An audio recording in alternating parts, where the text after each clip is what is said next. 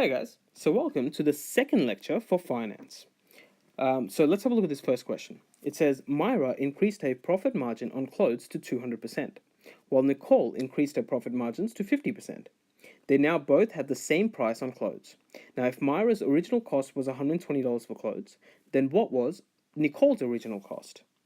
Okay, so Myra has a profit margin of 200%.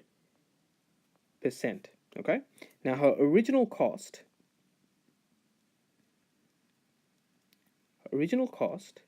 was $120. So she puts it up by a staggering 200%.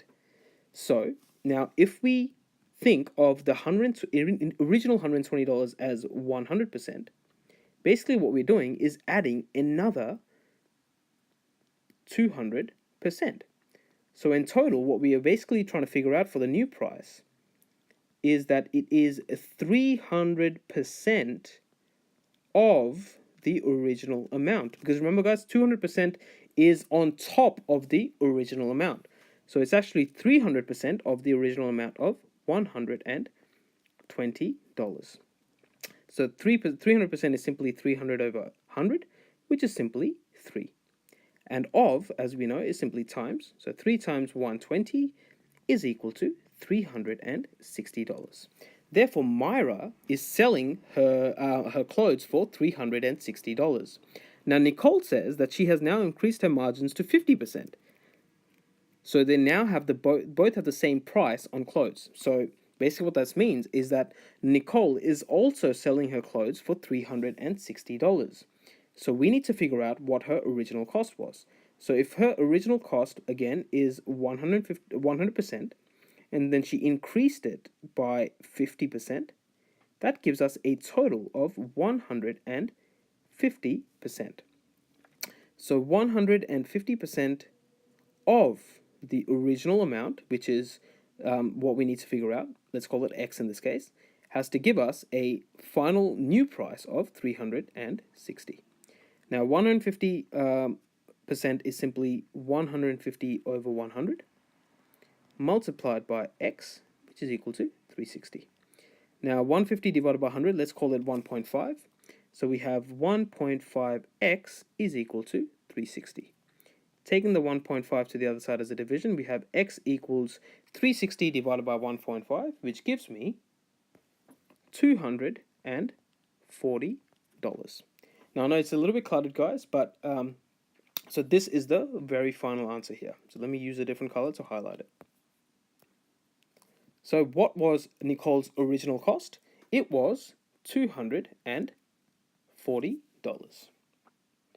Fantastic. Let's move to the next question.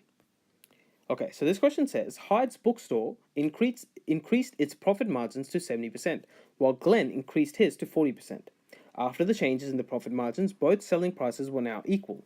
If Hyde's original cost was $30 per book, then what was Glenn's original cost for a book? Now, guys, as you might have already noticed, the information in this question is pretty much identical to the one that we just did. So what I want you to do is please pause the video at this stage and have a go at this question on your own. And we'll come back to it in a few seconds. Thanks, guys. Okay, so this says Hyde. Let me use a different color. So Hyde is increasing its profit margins to 70% profit. And Glenn is increasing it to 40% of profit. Okay. Now, Hyde's original cost for Hyde is $30, which, let's call it 100%. Let me use a different color so it stands out. So his original cost, let's give it a 100% percentage. Then on top of that, he's charging 70%. So there is 100% to begin with, which is the original cost, and then he's putting on a 70% margin. So he's selling it for the original cost, which is $30, plus another 70%, to give us a total of 170%. So 170% of the original cost of $30 gives us 1.7 times 30, which is simply $51. Now, Glenn, on the other hand, has a profit margin of 40%. His original cost is what we need to figure out. So, again, the working out is, however, the exact same. So we have 100% plus a profit margin of 40%, giving us a total of 140%. So 140% of the original amount, let's call it X, should give us a new selling price of $51. So we have 140%, which is 1.4, times X is equal to 51. Therefore, X is equal to 51 divided by 1.4, which gives us $36.43. Were you able to get the same answer? So Glenn's original cost was $36.43, or approximately anyway. Okay, so let's move on to the next question.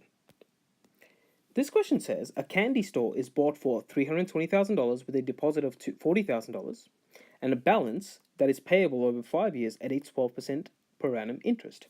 Now, this is a simple example of simple interest, guys. Part A says how much money was borrowed. Now, if the store was bought for $320,000 with a deposit of $40,000, so they actually paid $40,000 out of that $320,000. So the difference between the two is the amount that they had to borrow, which is simply $280,000. How much interest is being charged? Now, as we said, this is a simple example of simple interest because there's no compounding factor that's coming into play here.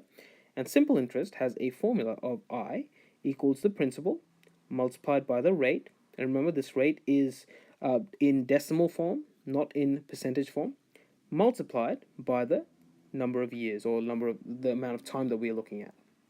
Okay, so we have I equals the principal amount, which is 280,000, multiplied by the rate in this case, which is 12%, so that's 0.12, multiplied by the time, which is 5. So 280,000 times 0.12 times 5 gives us a value of $168,000 of interest. So how much interest is charged? It is charged $168,000. Now part C is what is the total amount that needs to be repaid. Now remember, guys, they borrowed, or the candy store guys borrowed $280,000 to begin with, and over the 5 years they accrued another $168,000 of interest. So it's the original amount that they need to pay back, as well as the interest that they have accrued over the 5 years, which added together give us a value of a whopping $448,000 of money that they need to return. So obviously it was a pretty steep deal that they got. Okay, now to finish off this lecture, look at an example of compound interest. So this question says, William wants to have a total of $4,000 in 2 years so that he can put a hot tub on his deck. He finds an account that pays 5% interest compounded monthly. How much should William put into this account so that he'll have $4,000 at the end of 2 years? Okay, now we already know that it's being compounded monthly, so let's write out the compound interest formula, so which is the amount that you're going to get at the end, equals the principal, which is your original amount that you have, 1 plus R, where R is simply the rate, and I'm going to put it over 100 because we obviously have to write it in decimal form, to the power of the number of time blocks that this particular scenario applies to. Now, a good habit to get into, guys, is once you've written out the formula, is to write out the values for each of these just on the corner here. So our principal is what we need to find, because it says how much should William put into this account so that he'll have $4,000 at the end of 2 years. Okay, now the rate, as we know, is simply 5%, which is 0.05. Now, guys, we're not really quite done with the rate yet, and we'll come back to it in a second. It says that the rate is being compounded monthly. So I'm just going to underline that part here. That's really important. It's being compounded monthly. However, it pays 5% interest, which is at a per annum basis. Remember, interest is always applied on a per annum basis or a per year basis. However, the interest is being compounded, on the other hand, on a monthly basis. Now, as we know, there are 12 months out of the year. So the rate that you apply on a monthly basis is simply R equals 0.05 divided by 12, which gives me a value of 4.17 times 10 to the power of negative 3. So that is the rate that we need to apply on a monthly basis. Okay, then that leaves us with N. Now, N, guys, is basically the amount of time blocks that you're looking at that the interest is going to be compounded. So, as the question says, it is being seen over 2 years. However, the interest is being compounded monthly. So the number of time blocks right there is 12, which is the number of months in a year, multiplied by 2, which is equal to 24. So N is equal to 24 in this case, not 2 or 12. It's actually 12 times 2, because the number of time blocks that the interest gets compounded is 24. Okay, now all we have to do is simply plug these in to the final equation. Oh, actually, sorry, we also need to figure out what A is. So A is the final amount that he needs, which we already know to be $4,000.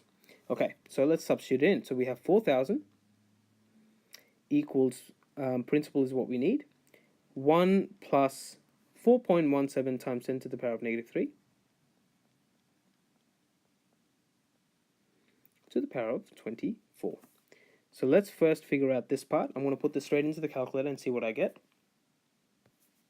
This gives me a value of 4,000 equals principal times 1.105. Okay, so now principal is equal to 4,000 divided by 1.105, which gives me